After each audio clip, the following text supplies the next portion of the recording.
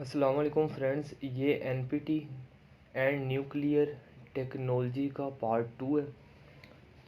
हमने लास्ट जो छोड़ा था एनएससी 1970 पे छोड़ा था, जो उसका आखिरी पॉइंट था। नेक्स्ट स्लाइड से शुरू करते हैं जी। Prerequisites for NSG membership.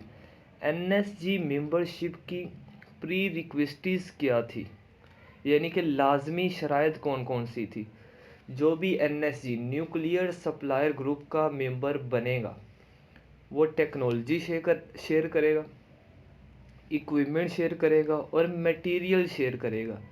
यानी कि एनएसजी की जो भी मेंबरशिप हासिल करेगा उसके साथ जो न्यूक्लियर टेक्नोलॉजी रखने वाले ममालिक हैं वो उनके साथ क्या क्या शेयर करेंगे। वो उनके साथ टेक्नोलॉजी शेयर करेंगे, इक्विपमेंट शेयर करेंगे और मटेरियल शेयर करेंगे, ताकि वो न्यूक्लियर टेस्ट की तरफ ना जाएं बल्कि सस्ती बिजली बना सकें।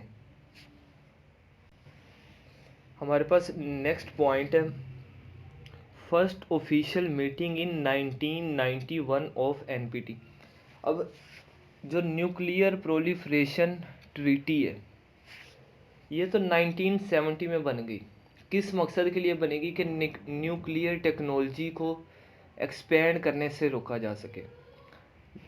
जो इसके मेंबर्स हैं उन्होंने इस पर सिग्नेचर भी कर दिए, लेकिन इसकी कोई ऑफिशियल मीटिंग हेल्ड ना हो सकी जिसमें इसका पर्पस, इसके पॉइंट्स को शेयर किया जा सके कि इसका क्या क्या पर्पस होगा, इसके क्या क्या मकसद होंगे, इसके कौन कौन से पॉइंट अलाउ हैं, कौन से पॉइंट अलाउ नहीं है न्यूक्लियर टेक्नोलॉजी के। ऐसी कोई बात भी नहीं हुई। तो ऐसी कोई बात ना होने की वजह से तकरीबन 21 साल बाद 1970 के बाद 1991 में इसकी पहली मीटिंग होती है। तो यही मीटिंग होने से पहले इंडिया इसका क्या करता है, फ़ायदा उठाता है। 1970 में ट्रीटी हुआ है कि एक्सपेंड नहीं किया जाएगा। अभी उन्होंने जस्ट सिग्नेचर किए हैं, कोई ऑफिशियल मीटिंग नहीं हुई। 1974 में इंडिया न्यूक्लियर टेस्ट करता है राजस्थान के इलाके में। तो दुनिया का छठा बड़ा मुल्क इंडिया बन जाता है आफ्टर चाइना न्यूक्लियर टेक्नोलॉजी रखने वाला। तो जब इंडिया न्यूक्लियर टेक्नोलॉजी रखने वाला मुल्क बन जाता है तो जो साथ ही स्टेट है, अब चाइना को तो ख़तरा लाक नहीं है क्योंकि वो तो पहले से ही न्यूक्लियर टेक्नोलॉजी है। तो साथ कौन कौन से ममालिक हैं, अफ़गानिस्तान है, रशिया की रियासतें हैं, काज़ाख्स्तान, किर्गिज़स्तान, उज़्बेकिस्तान, आज़रबाईजान, ये सारी साथ लगती हैं। साथ ईरान लगता है और इधर पाकिस्तान है। इन तीनों ममालिक को ख़तरा लाहक होता है जो हमारे साथ एक बैठा है, बड़ा पावरफुल कंट्री बैठा है जो कि न्यूक्लियर पावर है। एनपीटी से फ़ायदा उठाया कि 1991 में पहली ऑफिशियल मीटिंग हो रही है, उससे पहले वो अपना न्यूक्लियर टेस्ट लॉन्च करता है और न्यूक्लियर टेक्नोलॉजी रखने वाला न्यूक्लियर टेक्नोलॉजी जैसी पावर रखने वाला एक छठा बड़ा मुल्क बन जाता है। तो पाकिस्तान को भी इससे ख़तरा लाक होता है कि कहीं ये हम पे अटैक ना कर दे या कोई और मामलात ना कर दे।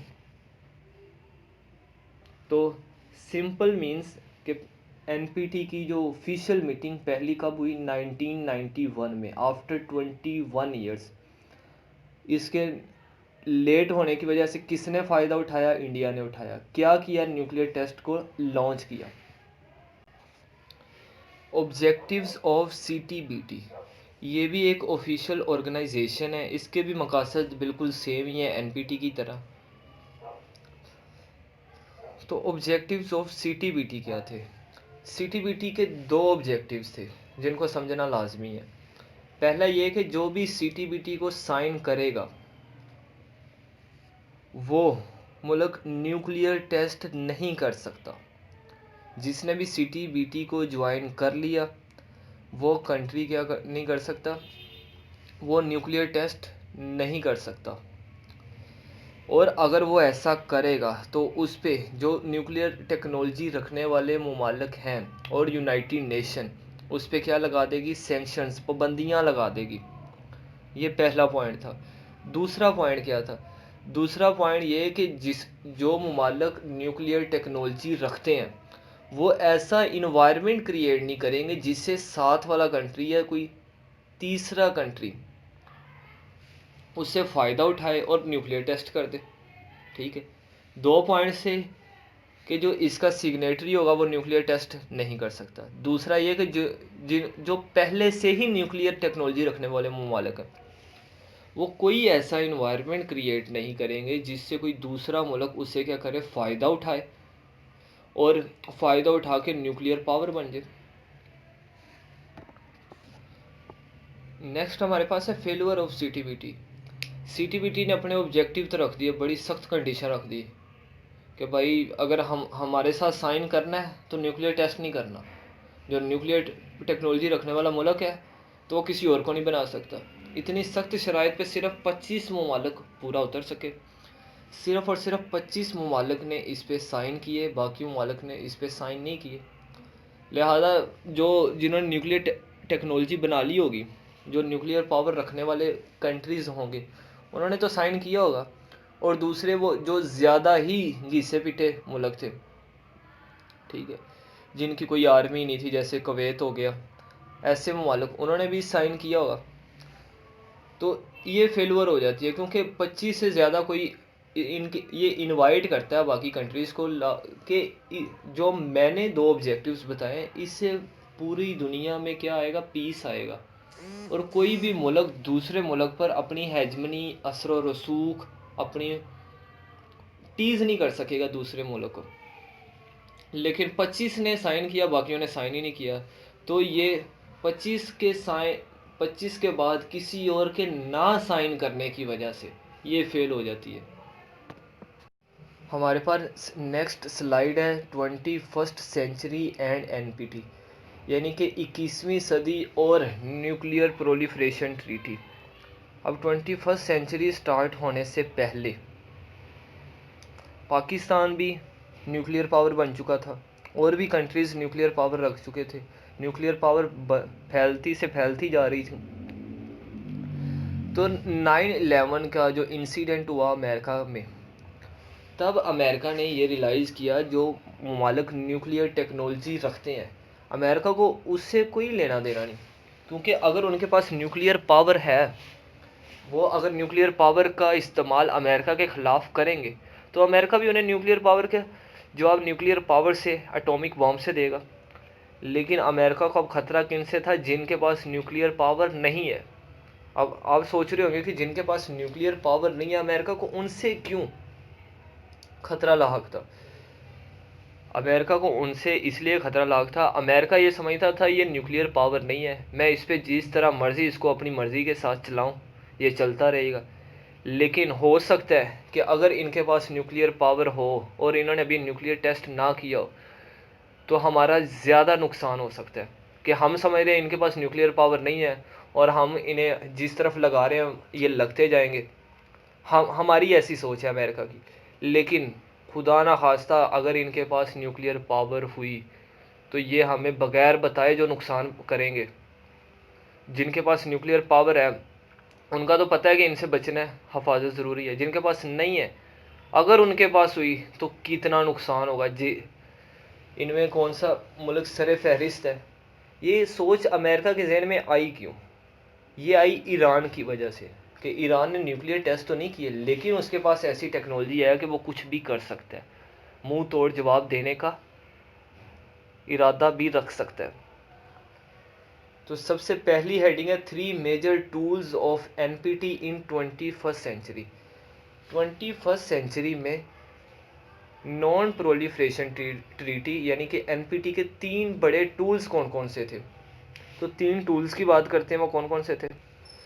तो 21st सेंचुरी में उन्होंने एनपीटी के कुछ जो पर्पस था, जो ऑब्जेक्टिव्स थे, वो थोड़े से चेंज कर दिए। उन्होंने कहा जी यूएन ने, यूनाइटेड नेशन ने, अमेरिका ने और जो ममालिक रखते थे, अब अमेरिका सब पे क़यादत कर रहा था 21st सेंचुरी में, वही सुपर पावर था। और यूनाइटेड नेशन ने एनपीटी के कुछ रूल्स डिफ़ाइन किए। वो 3 टूल्स हैं। उसका जो पहला टूल है वो ये है कि जो दुनिया के तमाम कंट्रीज़ को एनपीटी साइन करनी पड़ेगी। एनपीटी के पर्पस क्या था, मकासद क्या थे, ये क्या करेगा जी, ये न्यूक्लियर पावर कंट्रीज़ हैं उनको एक्सपेंड होने से बचाएगा, पीसफुल बनाएगा, डिस्ट्रक्टिव इन्वायरमेंट नहीं क्रिएट करने देगा, और दूसरे जिनके पास नहीं है उन्हें न्यूक्लियर एनर्जी प्रोवाइड करेगा just for the sake of electricity, not for the destructive purpose. तो अब वो 3 टूल्स डिफाइन करता है कि तमाम कंट्रीज़ को एनपीटी साइन करना पड़ेगा। अगर साइन नहीं करोगे तो आप पे सैंक्शंस लगा दी जाएंगी, पाबंदियाँ लगा दी जाएंगी। ये पहला टूल था। दूसरा रूल उनका या टूल क्या था जी, जो कंट्री साइन नहीं करेगा हम उस पर एक ऐसा टेरर इन्वायरमेंट क्रिएट करेंगे, यानी कि उसमें दहशत गर्दी फैला देंगे। तो जब हम उसमें टेरर इन्वायरमेंट क्रिएट करेंगे उसकी जो फ़िज़ा है उसको आलूदा कर देंगे, तो वो उसे इतना मजबूर कर देंगे कि वो एनपीटी साइन करे ही करे। ये दूसरा टूल था। तीसरा टूल ये था कि अगर कोई कंट्री एनपीटी को साइन नहीं करना चाह रहा तो हम उसको टेरर इन्वायरमेंट, और वो चाहता है कि उसे न्यूक्लियर पावर भी मिले, तो हम उसे न्यूक्लियर एड, फाइनेंशियल एड, ये सारा कुछ देने को तैयार हैं, लेकिन वो एनपीटी साइन करे। तो 3 मेजर टूल्स कौन से हो गए जी। सबसे पहले कि तमाम कंट्रीज़ को एनपीटी साइन करना पड़ेगा, अगर नहीं करोगे तो हम इस पर इकोनॉमिक सेंक्शन, मुआशी पाबंदियाँ लगा देंगे। दूसरा ये कि जो नहीं साइन करेंगे, जो कंट्रीज़ नहीं साइन करेंगे उन कंट्रीज़ में टेरर इन्वायरमेंट क्रिएट कर दिया जाएगा, फिर उन्हें मजबूर होकर एनपीटी साइन करना पड़ेगी। तो लिहाजा बेहतर यही है कि वैसे ही कर लें। तीसरा टूल ये था कि जो कंट्रीज़ नहीं करना चाहते हम उसे फाइनेंशियल एड भी देने को तैयार है, न्यूक्लियर टेक्नोलॉजी, न्यूक्लियर एनर्जी भी देने को तैयार है, ताकि वो इलेक्ट्रिसिटी बना सकें, टरबाइन चला सकें, अपनी डैम वगैरह को खातर ख्वाह अंदाजे में ला सकें और उससे रेवेन्यू कमा सकें। तो अगर ये वाली शर्त रख के वो हमसे चाहते हैं तो हम बस वो एनपीटी साइन करें और हम उसको फाइनेंशियल एड, ये सारी चीज़ें देने को तैयार है। नेक्स्ट हमारे पास हेडिंग है non traditional security threats and nuclear security Sumit. इसका मतलब क्या बनता है, नॉन ट्रेडिशनल सिक्योरिटी थ्रेट यानी कि गैर रवायती सिक्योरिटी थ्रेट और न्यूक्लियर सिक्योरिटी सुमित। तो जब अमेरिका और यूएन और बाकी कंट्रीज़ ये हिसाब लगा लेते हैं कि अब न्यूक्लियर पावर का दौर ख़त्म हो गया, कोई भी कंट्री दूसरे कंट्री पे अपनी न्यूक्लियर पावर इस्तेमाल जब लास्ट पॉइंट होगा तब जाके इस्तेमाल करेगा, स्टार्टिंग में इस्तेमाल नहीं कर सकता। अब न्यूक्लियर पावर का इस्तेमाल करके दूसरे ममालिक में यानी कि परेशानी या टेरर इन्वायरमेंट नहीं क्रिएट किया जा सकता। अब किस तरह किया जा रहा है, अब किया जा रहा है जैसे पॉलिटिकल प्रोपेगेंडा, यानी कि एक मुल्क ने अपने कुछ बंदे, कुछ जासूस, सीक्रेट एजेंसीज दूसरे मुल्क में रखी हुई हैं। वो पॉलिटिकल पार्टीज़ में भी शामिल हो सकती हैं, वो आर्मी में भी शामिल हो सकती हैं, वो स्टूडेंट भी हो सकते हैं, वो टीचर हजरात भी हो सकते हैं, वो मांगने वाले फ़कीर भी हो सकते हैं। तो वो पॉलिटिकल प्रोपेगेंडा उनके अपने ही बंदे अपनी ही हुकूमत के ख़िलाफ़ क्या कर सकते हैं, पॉलिटिकल प्रोपेगेंडा क्रिएट कर सकते हैं। और टेक्नोलॉजिकल इनोवेशन, ये भी एक तरीका हो सकता है, जैसे कि Facebook, WhatsApp, Twitter, websites, media, YouTube, इनके ज़रिए भी एक मुल्क दूसरे मुल्क के ख़िलाफ़ थ्रेट बना सकता है।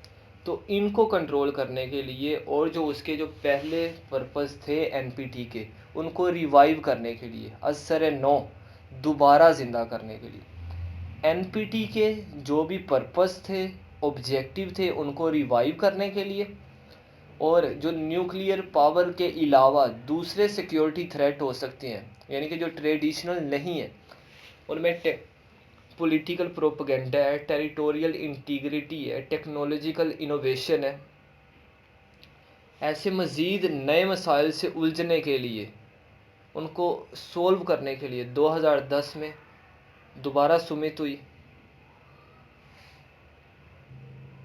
ताकि एक कंट्री का दूसरे कंट्री पे इन्फ्लुएंस को रोका जा सके और जो नए मेथड आ रहे हैं इनको सोल्व किया जा सके। लेकिन पहले की तरह ये भी फेल हो जाती है, यानी कि 1970 में बनी उसके बाद 1991 में पहली इसकी ऑफिशियल मीटिंग हो रही है। उसके बाद 2010 में आ जाओ, नॉन ट्रेडिशनल सिक्योरिटी थ्रेड पे सुमित हुई, वो भी फेल। उसके बाद 2011 या 12 में दूसरी सुमित हुई, वो भी फेल। फिर 2014 में तीसरी सुमित हुई। दो सुमित फेल होने के बाद और ऑफिशियल मीटिंग को खातर ख्वाह अंदाजे में ना लाने के बाद 2014 में तीसरी सुमित होती है। और इसमें कुछ प्रिंसिपल डिसाइड किए जाते हैं। उन प्रिंसिपल में वही एक प्रिंसिपल अगेन उसको रिवाइव किया जाता है कि कोई भी न्यूक्लियर पावर कंट्री अपनी न्यूक्लियर पावर किसी दूसरे कंट्री यानी कि नॉन न्यूक्लियर पावर कंट्री के हैंड ओवर नहीं करेगा। आसान लफ्ज़ों में कि जो भी न्यूक्लियर टेक्नोलॉजी रखने वाला मुल्क है वो किसी नॉन न्यूक्लियर टेक्नोलॉजी यानी कि जिसके पास टेक्नोलॉजी नहीं है न्यूक्लियर की, जो एटॉमिक बॉम्ब नहीं रखता, उसके हैंड ओवर नहीं किया जाएगा। और 2014 में उन्होंने कहा जो अब प्रिंसिपल डिफाइन होंगे इस पे सख्ती से अमल किया जाएगा। लेकिन आपको पता है कि जैसे सीटीबीटी फेल हो गई, एनपीटी फेल हो गई, आईएईए फेल हो गई, 2014 में ये सारा कुछ सख्ती से बताया जा रहा है कि नहीं किया जाएगा, ऐसे नहीं किया जाएगा, वैसे नहीं किया जाएगा। लेकिन ये सारे पॉइंट कंट्रीज़ मानने के लिए तैयार थे। लेकिन लास्ट में उन्होंने एक पॉइंट ऐसा प्रिंसिपल पेश कर दिया जो कि समझ में ही नहीं आता कि भाई ऐसा हो सकता है। तो वो कौन सा पॉइंट था कि जितने भी न्यूक्लियर पावर रखने वाले कंट्रीज़ हैं वो अपना सिक्योरिटी स्ट्रक्चर बताएंगे। सिक्योरिटी स्ट्रक्चर मींस कि उनका जो न्यूक्लियर पावर एटॉमिक बॉम्ब है वो उनके पास है तो कहाँ है, अगर वो यूज़ करेंगे तो कितना यूज़ करेंगे, यानी कि उसकी रेंज कितनी है, वो किस कंट्रीज़ के ख़िलाफ़ कर सकते हैं, उन्होंने जो अपना एटॉमिक बॉम्ब है वो किस तरह बनाया, किसने इनको हेल्प की, यानी कि तमाम पूरे के पूरे कंट्री का सिक्योरिटी स्ट्रक्चर। ये बिल्कुल ऐसे ही है कि एक बंदा अपने घर के बाहर पुलिस या फ़ौज खड़ी कर दे क्योंकि अंदर क्या हीरे जवाहरात पड़े हैं, तो बंदा अंदर उसने छुपा के रखे हुए हैं सारे मामला, और कोई बंदा जो उसकी सिक्योरिटी करने आए वो उससे बताया जाए भाई कि अंदर हीरे जवाहरात इस जगह पड़े हैं, ये चोरी नहीं होने चाहिए। हो सकता है कि वो जो जिसको सिक्योरिटी पर्पस दे रहे हो भाई वही चोर हो। तो इसी तरह जो इन्होंने गंदी शराइत, सारी तो अच्छी नज़र आ रही है कि पीसफुल के लिए, लेकिन ये गंदी शर्त ये रख दी जिसकी वजह से ये तीसरी समित भी फेल हो गई। तो वो कौन सी शर्त थी? वो शर्त ये थी कि वो अपना सिक्योरिटी स्ट्रक्चर सीक्रेट बताए अपने सिक्योरिटी के। तो कौन सा मुल्क अपना सीक्रेट बताएगा? तो ये भी सुमित फेल हो जाती है। इसी के प्रिंसिपल्स डिफ़ाइन करते हुए आगे एक और है NSG and its agendas. Nuclear supplier group जो बना था उन्होंने भी अपने कुछ पॉइंट्स रिवाइव किए। उन पॉइंट्स में उन्होंने 2 पॉइंट्स नए डाल दिए, बाकी पॉइंट्स पहले वाले थे जो हम प्रीवियस लेक्चर में बता चुका हूँ, हम पढ़ चुके हैं कि जो भी ममालिक अपनी nuclear power for safe purpose के लिए शेयर करेगा, यानी कि for the sake of electricity बनाने के लिए न्यूक्लियर एनर्जी शेयर करेगा, वो एनपीटी और आईएई का सिग्नेटरी होना लाजमी है, यानी कि इंटरनेशनल एटॉमिक एनर्जी एजेंसी और नॉन प्रोलिफरेशन ट्रीटी का सिग्नेटरी होना लाजमी है। तो तभी अगर ये दोनों का सिग्नेटरी होगा तो तभी उसे न्यूक्लियर एनर्जी शेयर किया जाएगा फॉर इलेक्ट्रिसिटी या सेफ पर्पज़ के लिए। लास्ट पॉइंट हमारे पास politics of South Asia and NSG. तो साउथ एशिया में जो powerful countries according to nuclear power है वो सिर्फ पाकिस्तान और इंडिया। तो दोनों कंट्रीज़ के दरमियान कंपटीशन चल रहा है, दोनों एक दूसरे के सख्त ख़िलाफ़ है और दोनों ही न्यूक्लियर सप्लायर ग्रुप के मेंबर नहीं हैं। पहले इंडिया ने अप्लाई किया था न्यूक्लियर सप्लायर ग्रुप की मेंबरशिप हासिल करने के लिए, लेकिन इसे जैसे ही इन्होंने अप्लाई किया साथ ही पाकिस्तान ने अप्लाई कर दिया कि अगर इन्हें इसका मेंबर बनाया जा रहा है तो हमें भी मेंबर बनाया जा सके, हम भी न्यूक्लियर एनर्जी सेफ पर्पज़ के लिए इस्तेमाल करेंगे। अगर इंडिया कह रहा है कि हम सेफ पर्पज़, तो दोनों की मेंबरशिप अभी तक होल्ड पे है। तो पहले एक सिविल न्यूक्लियर ट्रीटी हुआ था अमेरिका और इंडिया के दरमियान। अमेरिका ने इन्हें nuclear power, nuclear energy for the safe purpose share की थी पहले। यही वजह है कि इंडिया की इकॉनमी हमसे बेहतर है। तो जो हमारा टॉपिक है politics of South Asia and NSC, अगर इन दोनों को न्यूक्लियर सप्लायर ग्रुप की मेंबरशिप मिल जाती है तो फिर गेम में चेंजिंग आ सकती है पाकिस्तान और इंडिया के दरमियान, और साउथ एशिया की जो सियासत है उसमें भी चेंजिंग आएगी। तो हमारा ये टॉपिक कंप्लीट हुआ, एनपीटी एंड न्यूक्लियर टेक्नोलॉजी। अगर आपको कुछ चीज़ समझ नहीं आई या कुछ एक्स्ट्रा पूछना चाहते हैं या सजेशन देना चाहते हैं, कमेंट में बताएं, मैं आपको ज़रूर रिप्लाई करूँगा। अल्लाह हाफिज़।